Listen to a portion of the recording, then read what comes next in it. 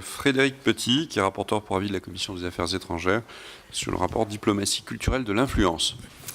Merci Monsieur le Président, Monsieur le Ministre. Je salue d'ailleurs le fait que la Commission des Affaires étrangères vient de passer en majorité dans cette salle. Le pilotage effectif de la diplomatie d'influence avait, vous vous rappelez peut-être, constitué un point clé de mon rapport sur le programme 185. Aujourd'hui, Monsieur le Ministre, je suis toujours un peu inquiet et je voudrais vous citer quelques exemples récents. Mon premier exemple, dans quel pays l'AEFE a-t-elle décidé de supprimer des postes de résidents et d'expatriés en 2018, à la rentrée 2018 ? Dans les pays d'Afrique subsaharienne, dont près d'une vingtaine, vous venez de le rappeler, constituent l'objectif prioritaire de notre aide au développement, et au moment précis où nous annoncions le renforcement de notre soutien à ces pays, c'est 65 postes de résidents et d'expatriés sur un peu plus de 1000 que l'AEFE a décidé de supprimer, contre seulement 46 dans l'Union européenne sur un peu plus de 2000. Et pourtant, nous savons tous qu'un poste supprimé dans une capitale européenne est beaucoup plus facile à remplacer à compétence égale par un contrat direct qu'en Afrique subsaharienne.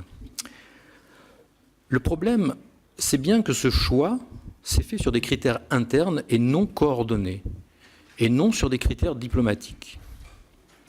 Deuxième exemple récent, le ministre des Affaires étrangères, de l'Europe et des Affaires étrangères, nous a indiqué récemment que la reconstruction de l'université de Mossoul, après la guerre de Syrie, donc 1 an, 2 ans, 3 ans, serait une priorité. Nous applaudissons tous, et je suis même convaincu qu'on peut aller plus loin et que l'enseignement français et la coopération francophone doivent participer et participeront fortement à la reconstruction en Syrie et en Irak, sans doute à partir de notre place forte de l'enseignement et de la culture française que représente le Liban, qui pourrait être une sorte de hub francophone dans la reconstruction. Mais malheureusement, Monsieur le Ministre, est-il certain que nos opérateurs se mettent d'ores et déjà effectivement en ordre de marche pour proposer une offre d'excellence avec une organisation efficace et des moyens suffisants dans les mois et les années qui viennent? J'en doute. Troisième exemple, on l'a rappelé tout à l'heure, le président de la République a relancé le partenariat mondial de l'éducation, appuyé par 200 millions d'euros. Il a annoncé le doublement des élèves de l'enseignement français et en français. On parle de création d'écoles normales sur zone. À nouveau, ces projets, auxquels je crois profondément, vous le savez, et dont je salue le fait qu'ils soient au cœur de notre action diplomatique, je ne suis pas sûr qu'ils soient coordonnés et qu'ils constituent le cadre dans lequel la réforme de notre réseau est en train de se construire, puisque nous sommes en train de réformer ces réseaux. Ce ne sont là que quelques exemples de mon inquiétude quant à la question centrale que je souhaite vous poser, c'est celle du pilotage et de l'utilisation rationnelle des moyens à notre disposition. Nos deux réseaux principaux, l'enseignement et la culture, sont plus aujourd'hui une consolidation de particularismes que des outils agiles, que des outils conscients de leurs forces, que des outils conscients de la force de leur personnel et conscients des enjeux. On a parlé des EAF à l'instant, mais il n'y a pas que ce problème de statut des EAF. C'est qu'est-ce qu'un opérateur en tant qu'ensemblier d'un plan diplomatique qui est posé, en tant qu'interface. On a cité, nous savons faire cette interface. Pourquoi savons-nous le faire avec Atout France et pourquoi ne savons-nous pas le faire et n'arrivons-nous pas à le mettre en œuvre avec d'autres opérateurs et d'autres sujets? Monsieur le ministre, quelle transformation envisagez-vous de ce que j'appellerais la chaîne de commande dans le ministère ou dans l'organigramme des opérateurs pour répondre vraiment aux défis et garantir la réalisation, le juste emploi des subventions aux opérateurs, la planification pluriannuelle avec les contrats d'objectifs et de moyens et le suivi régulier de ces annonces ambitieuses et du rôle de cette diplomatie que j'appellerais la diplomatie de l'intelligence. Et dans cet esprit, enfin, pourriez-vous nous donner des éléments sur les deux réformes en cours, la fusion de l'Institut et de la Fondation Alliance française, parce que c'est bien là que se situe la solution finale aux EAF. Un rapport devait être rendu par Pierre Vuillemont. Pourrions-nous en avoir communication? Quelles sont les pistes de réforme? Comptez-vous y associer des parlementaires? Comment gérerons-nous la période de transition pour ne pas inquiéter inutilement nos partenaires? Et évidemment, la réforme de l'AEFE, annoncée d'ici l'été par le président de la République. À nouveau, je me réjouis de ces annonces et de l'objectif de doubler les capacités de notre enseignement français. Je connais votre attachement à la séparation des pouvoirs parlementaires et exécutifs, mais je souhaite cependant que les parlementaires y soient pleinement associés et régulièrement associés, et surtout en temps utile. Il nous est parfois difficile d'obtenir des informations ou les documents nécessaires à l'exercice non seulement de notre contrôle, mais également de notre capacité d'initiative parlementaire. Je vous remercie. Merci, monsieur le rapporteur. Juste un mot pour élargir aussi le sujet.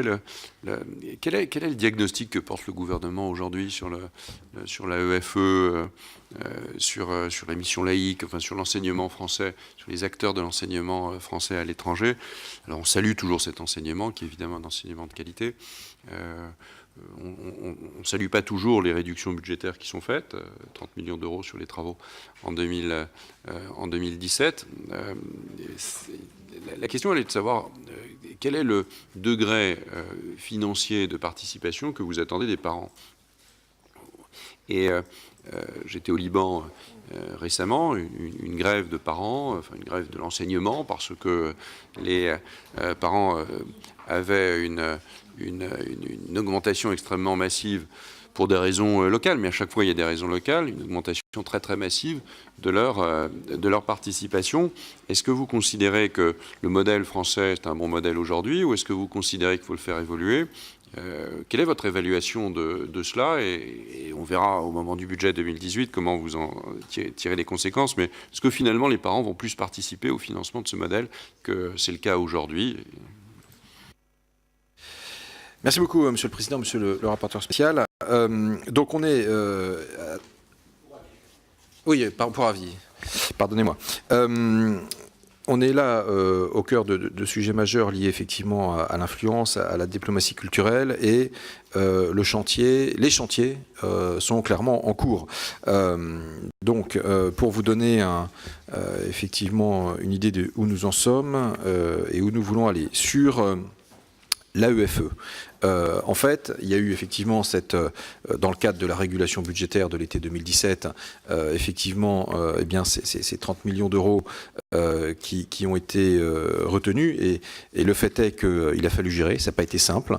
Il y a eu un gros travail de fait, établissement par établissement, pour trouver aussi les voies et moyens de faire rentrer l'édredon dans la valise, comme disent les budgétaires, et je ne méconnais pas naturellement l'inquiétude que ça a pu susciter. Et donc, finalement, de tout cela, on s'est bien rendu compte qu'il fallait peut-être tout poser à plat et pouvoir avoir une réflexion de fond, justement, par rapport à une ambition qui est forte. Le président de la République a annoncé à l'occasion du 20 mars et de son discours à l'Institut qu'il souhaitait que d'ici 2030, on puisse doubler le nombre d'élèves scolarisés justement dans des établissements ou des écoles qui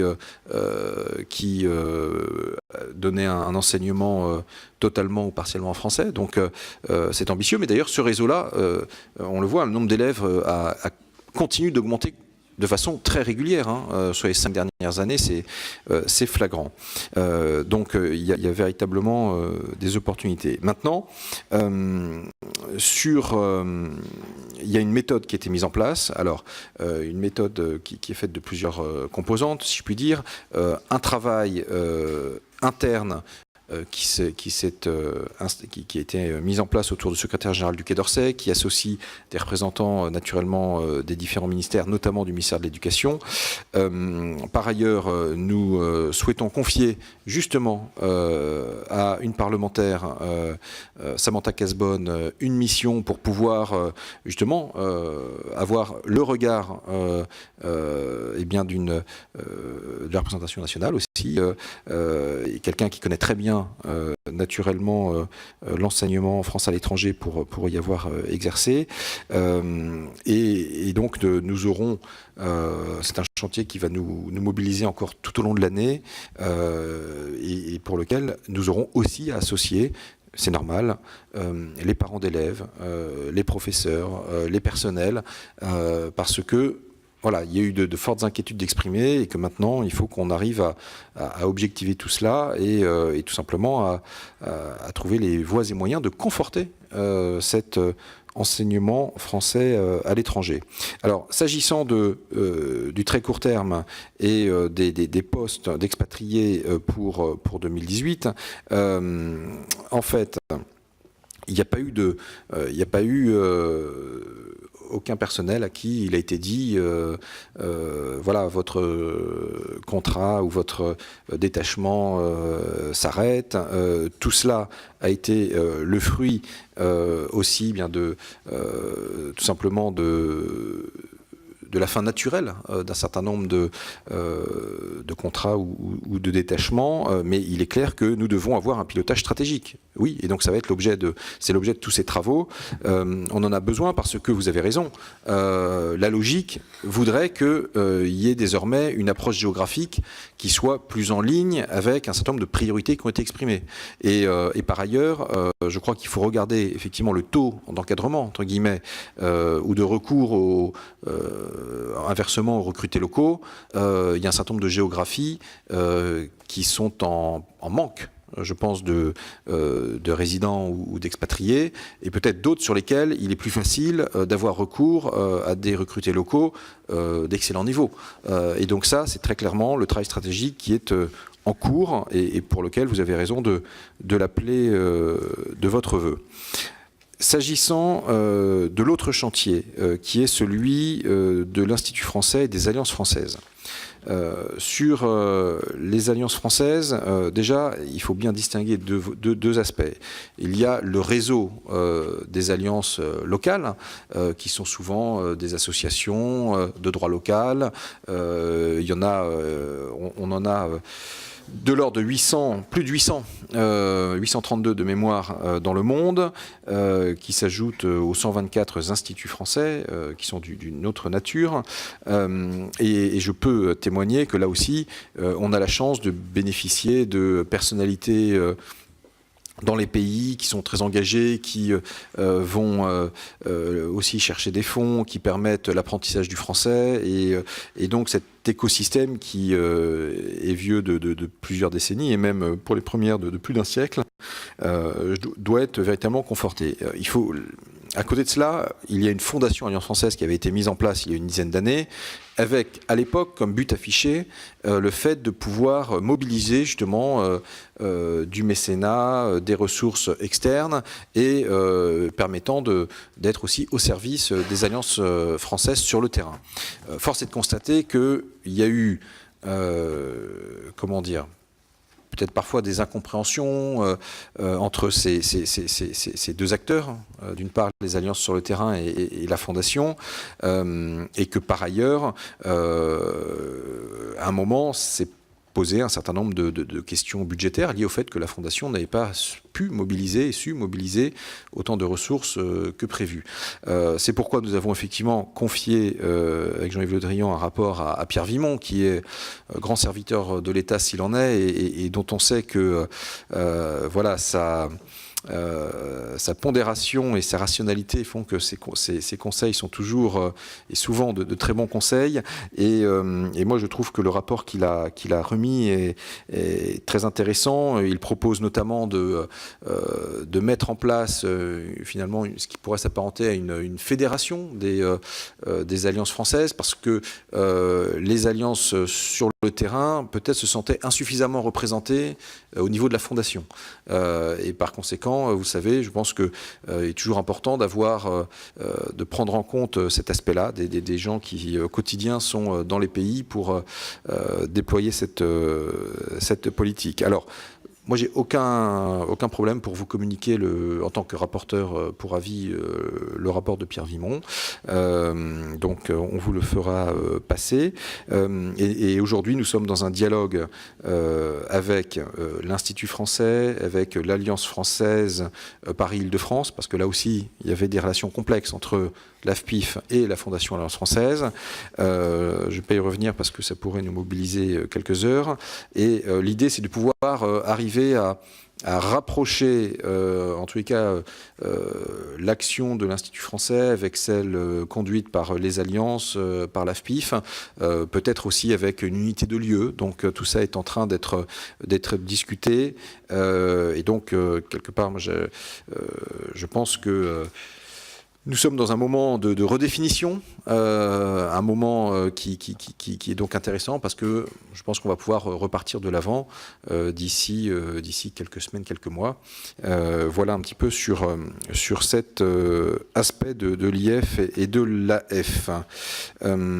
S'agissant du... Alors oui, Monsieur le Président, vous évoquiez le degré de participation des parents. Donc à ce stade, la subvention au titre du programme, il est de l'ordre de 395 millions d'euros de mémoire, et donc le degré de participation des parents s'élève à environ 60%. Vous évoquez une situation en particulier qui, pour le coup, dont les effets ne sont pas tous liés à des décisions prises par le gouvernement français.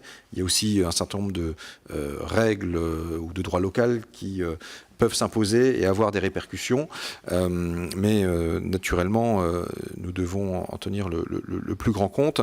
On le voit bien, les parents donc contribuent de façon décisive à cet enseignement français, raison pour laquelle d'ailleurs il sera important qu'ils puissent être pleinement écoutés, consultés dans le cadre des travaux que nous conduisons par rapport à l'AEFE. Merci. Hubert Julien Laferrière sur l'aide publique au développement. Merci, Monsieur le Président.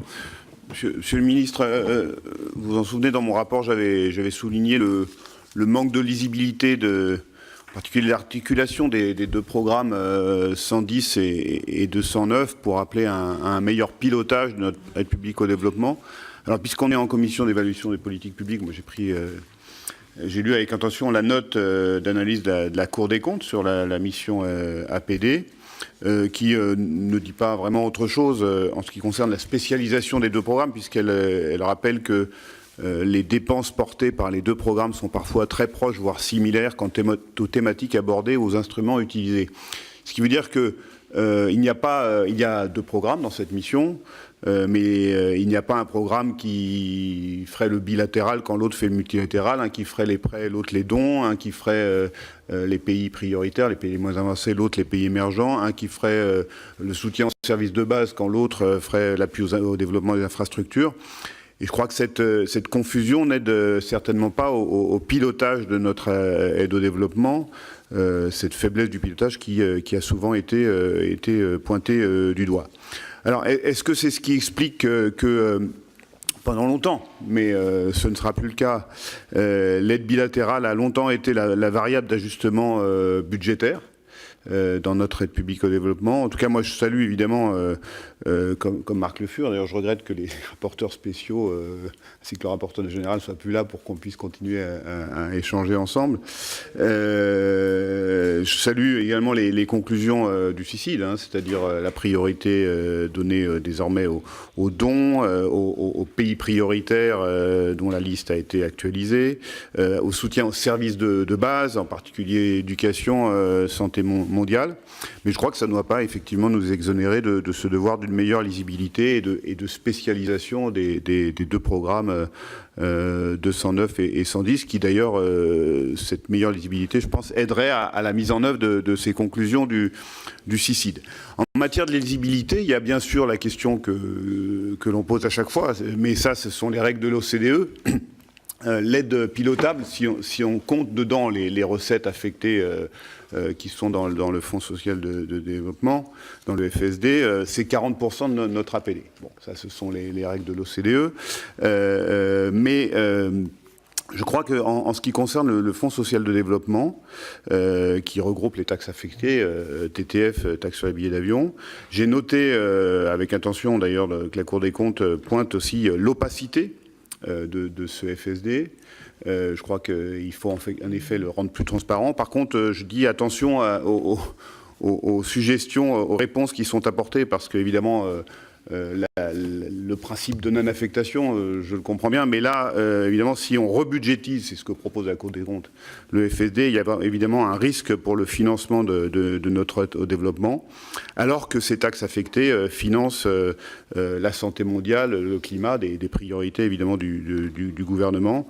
Et je crois qu'il y a d'autres moyens de lutter contre l'opacité de ce Fonds social de développement, tout en gardant cette affectation des recettes.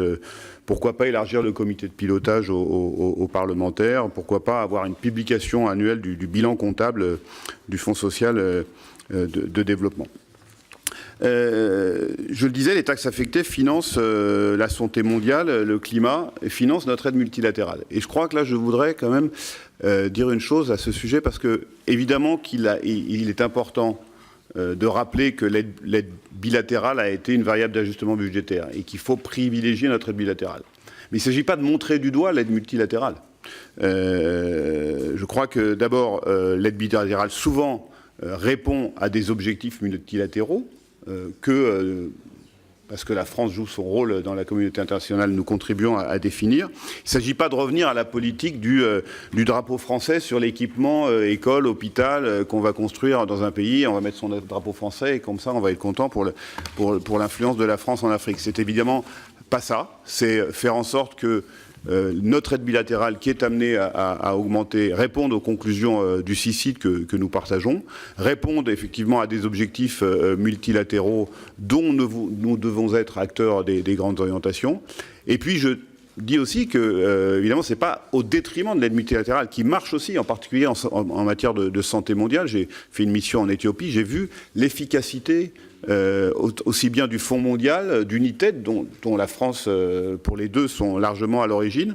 Mais par contre, ça pose la question, et là on est bien dans l'évaluation des politiques publiques, du rôle de la France dans la gouvernance des organisations internationales, qu'elles soient des Nations Unies, comme la Banque mondiale, que ce soit le FMI, mais aussi, par exemple, le rôle de la France dans la gouvernance du Fonds mondial. Nous sommes le deuxième contributeur, et on me dit souvent que la France ne joue pas son rôle, alors qu'elle est le deuxième contributeur dans la gouvernance du Fonds mondial.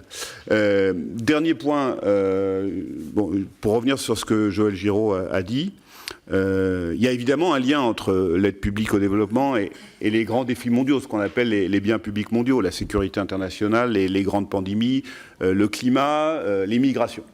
Mais effectivement, l'aide publique au développement ne doit pas être un instrument de lutte contre l'immigration. D'abord parce que certaines études montrent que, évidemment, au contraire, l'augmentation moyenne du pouvoir d'achat dans les pays de développement ne peut que contribuer à accentuer les migrations, la mobilité.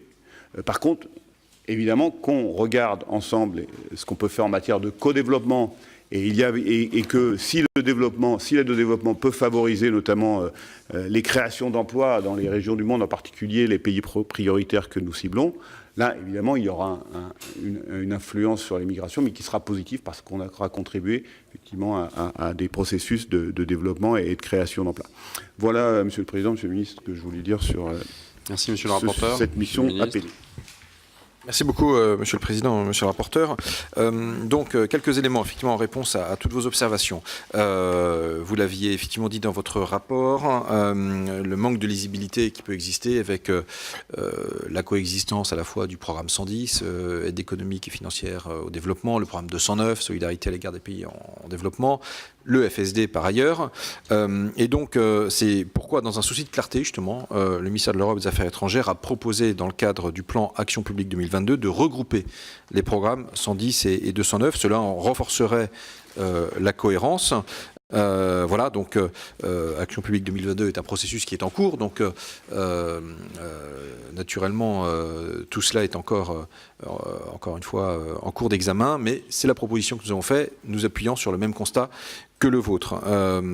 Par ailleurs, pour mettre plus de lisibilité et pour qu'effectivement le Parlement soit toujours mieux éclairé, nous nous sommes engagés lors du CICID à refondre le DPT, le document de politique transversale, pour bien prendre en compte naturellement les priorités nouvelles qui ont été fixées, et puis également, s'agissant des documents, des indicateurs de performance budgétaire dans les PAP et dans les RAP, nous souhaitons aussi conduire un travail pour qu'il soit également plus cohérent avec les objectifs de développement durable de 2030, parce que c'est bien de souscrire à des grandes démarches multilatérales, mais encore faut-il que derrière ça cascade et que ce soit intégré, pris en compte dans toute notre démarche administrative au quotidien, politique au sens noble du terme, et donc à travers les documents qui qui vous sont soumis.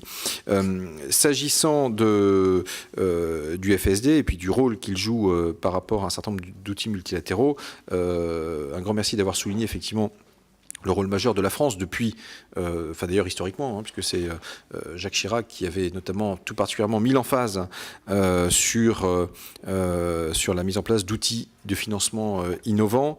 Et vous le disiez, sur le Fonds mondial, la France est un contributeur majeur. Et d'ailleurs, la France a annoncé qu'elle accueillerait l'année prochaine la conférence de reconstitution du Fonds mondial pour bien marquer, encore une fois, son engagement.